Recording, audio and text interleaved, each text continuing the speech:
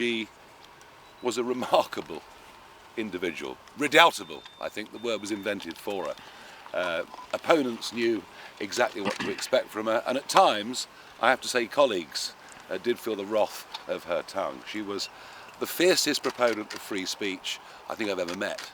She believed that we had the freedom and the right to say things that insulted each other.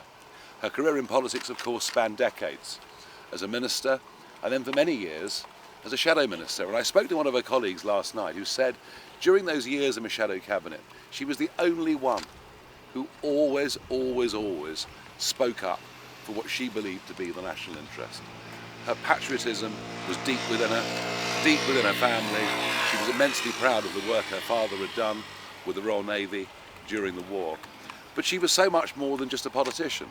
After 2010, suddenly Ann Widdecombe, the socially conservative Christian politician, suddenly appears on Strictly Come Dancing, on Big Brother, doing theatre tours all around the country, one-woman evening shows with Ann Widdecombe, writing novels. Quite remarkable what she did. And then suddenly in 2019, as it appeared that the Brexit vote wasn't actually going to be carried out by the government or Parliament, I took a phone call one day. Ann Widdecombe here, I sort of stood to attention. I mean, you would, announcing that she'd love to run for us in the European elections. Her joining what was a completely brand new party directly contributed to us winning by a country mile 6 weeks later, the removal of Theresa May, Boris Johnson becoming Prime Minister, and Brexit happening. She played a very major role in getting Brexit over the line. Although, having said that, she was pretty unhappy with the Brexit deal. It wasn't the one that she actually wanted. As a colleague, she was phenomenal. Her work rate was unbelievable. She'd turn up anywhere in the country to speak, and of course, unlike modern politicians, Anne didn't need notes. She stood bestride the stage, knowing exactly what she had to say. Her convictions were fierce.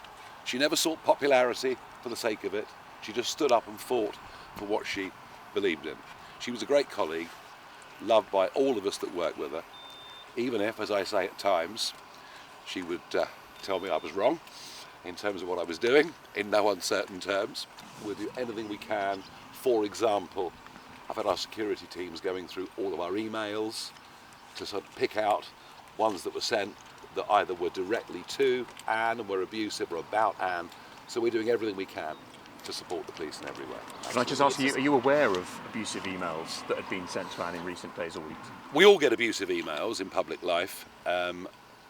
I can tell you that we have not been able to discern a specific pattern. I think quite often with these cases, you would see an email from an individual that would come again and again and again and again and again. We haven't found, we can't identify from our data any individual. General abuse, yes, it goes with public life, whether you're in football or politics or music or whatever it is. But we've not been able to identify any individual where we can point the finger and say to the police, we think that person should be.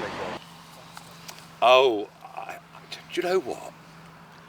After a busy day in the European Parliament, where we were under attack from everybody, and she was fighting back in the chamber, I said to her, Anne, I said, I feel like a shrinking violet, next to you.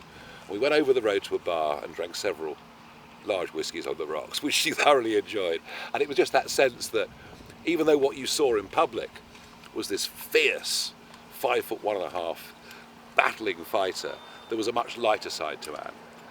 And that was enjoying a drink, not in Lent, of course, and also watching how she was with drivers, security people, waiters, waitresses, and it's a very good way to judge powerful, famous people. How do they treat everybody else? And she always did it with the most remarkable dignity. Thank you, everybody. Tell us about this vehicle.